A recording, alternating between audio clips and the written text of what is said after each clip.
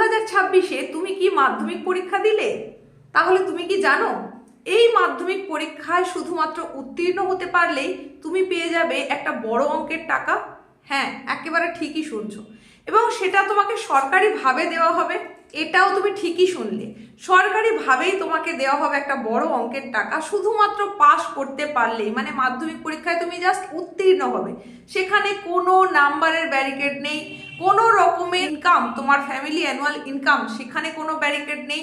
তুমি যত বেশি পার্সেন্টেজ অফ মার্কস পাও তাতেও হবে, যত কম পাও তাতেও হবে। হ্যাঁ, শুধুমাত্র পাস করতে পারলেই তুমি এই টাকাটা পাওয়ার যোগ্য হয়ে উঠবে। তোমাকে এই টাকা দেওয়া হবে রাজ্য সরকারের শিক্ষা দপ্তরের তরফ থেকে। তুমি কি জানো কত টাকা দেওয়া হবে, কেন দেওয়া হবে? তাহলে এখন শুনে নাও। আমাদের রাজ্যে একটা প্রকল্প চালু আছে, যেটার নাম হচ্ছে তরুণের স্বপ্ন প্রকল্প, যেখানে মাধ্যমিক উত্তীর্ণ প্রত্যেকটা ছাত্রছাত্রী পেতে পারে 10,000 টাকা। সেটা স্মার্টফোন কেনার জন্য বা ট্যাব কেনার জন্য। একেবারে ঠিকই শুনছো। এই টাকাটা পাওয়ার যোগ্যতা তুমি তখনই অর্জন করবে যখন শুধুমাত্র তুমি মাধ্যমিক পাস হয়ে যাবে। হ্যাঁ, মানে প্রত্যেকটা বিষয়ের তোমার পাস নাম্বারের ক্রাইটেরিয়া হচ্ছে 25।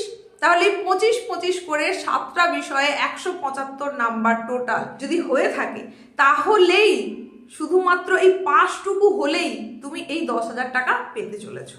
এখানে কোনো নাম্বারের যেমন ক্রাইটেরিয়া নেই, ফ্যামিলি অ্যানুয়াল ইনকামের যেমন কোনো ক্রাইটেরিয়া নেই, তেমনি তুমি কি কাস্টের সেটারও কিন্তু কোনো ব্যারিকেড নেই। মানে তোমাকে SC ST OBCর মধ্যে হতে হবে এরকম নয়, তুমি যদি মুসলিম হও তবে পাবে, না হলে নয়, এরকমও ব্যাপারটা নয়। শুধুমাত্র ছাত্ররা পাবে, ছাত্রীরা পাবে না, এরকমও নয়। মানে প্রত্যেকে পাবে শুধুমাত্র পাস করতে পারলেই। এই টাকাটা এর আগে দেওয়া হতো ক্লাস 12-এ গিয়ে।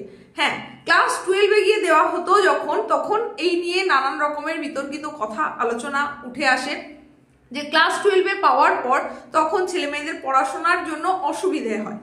আসলে এই যে প্রকল্পটা চালু হয়েছিল সেটা কি উদ্দেশ্য নিয়ে? সেটা হচ্ছে কোভিড পিরিয়ড যখন চলছিল সেই সময়তে ছেলে মেয়েদের পড়াশোনায় যাতে কোনো রকম বাধা সৃষ্টি না হয়, কোনো বিঘ্ন না আসে, অনলাইনে যাতে তারা পড়াশোনা করতে পারে, অনলাইন ক্লাস যাতে চালু থাকে, তার জন্যই এই প্রকল্পটা উদ্বোধন হয়েছিল। এখনো পর্যন্ত এই প্রকল্প চালু রয়েছে কোভিড পিরিয়ড চলে গেলেও। এইবার ক্লাস 12-এ যখন টাকাটা দেওয়া হচ্ছিল সেই নিয়ে যখন নানান রকম বিতর্কিত আলোচনা উঠে আসে যে ক্লাস 11 থেকে ছেলেরা যদি ব্যবহার করতে পারতো তাহলে খুব সুবিধে হতো, সেখানে অনলাইন ক্লাসগুলো তারা অ্যাটেন্ড করতে পারতো। তো তার কারণে এই নিয়মের বদল ঘটেছে, এখন কিন্তু ক্লাস 11-এই পাওয়া যায় এই টাকাটা।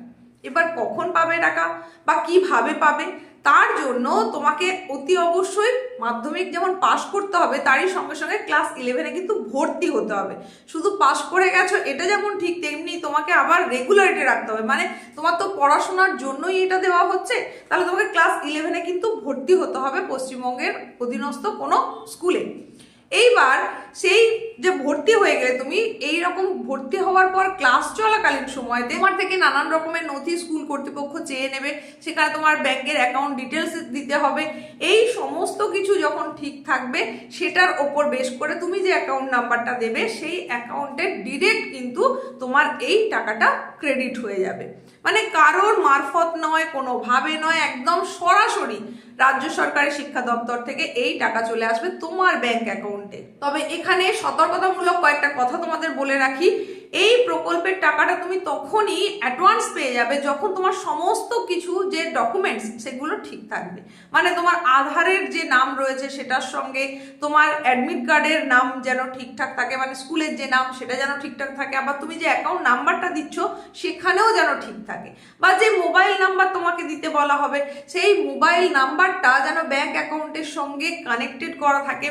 তাছাড়াও তোমার আধারের সঙ্গে যেন অ্যাকাউন্টের লিঙ্ক থাকে। এই ব্যাপারগুলো কিন্তু তোমাকে লক্ষ্য রাখতে হবে, আর তাহলেই তুমি এটার যোগ্য হয়ে উঠবে। আর এগুলোর কোনোটাই যদি মিসম্যাচ হয়ে যায় তাহলে কিন্তু টাকাটা তুমি পাবে না এমন নয়, সেক্ষেত্রে অনেকটা সময় ডিলে হয়ে যাবে আর পেতে দেরিও হবে। তো তাহলে মাধ্যমিকে শুধুমাত্র পাস করলেই তোমরা পেতে চলেছো 10,000 টাকা। এই সুখবর তোমাদের জানিয়ে দিলাম। খবরটা পেয়ে তোমার কেমন লাগলো অতি অবশ্যই জানাও। আর তোমার পরীক্ষা কেমন হয়েছে, কত নম্বর তুমি আশা করছো সেটাও জানাতে পারো। দেখা হচ্ছে এইরকমই ইনফরমেটিভ কোনো গুরুত্বপূর্ণ উপস্থাপনার সঙ্গে। তো এটা যেহেতু এতটাই ইনফরমেটিভ, তাই তুমি তোমার বন্ধুদের মধ্যে প্রচুর পরিমাণে শেয়ার করে দাও, ভালো লাগলে লাইক করো, আর হাই পয়েন্ট এলে অতি অবশ্যই দিয়ে দাও।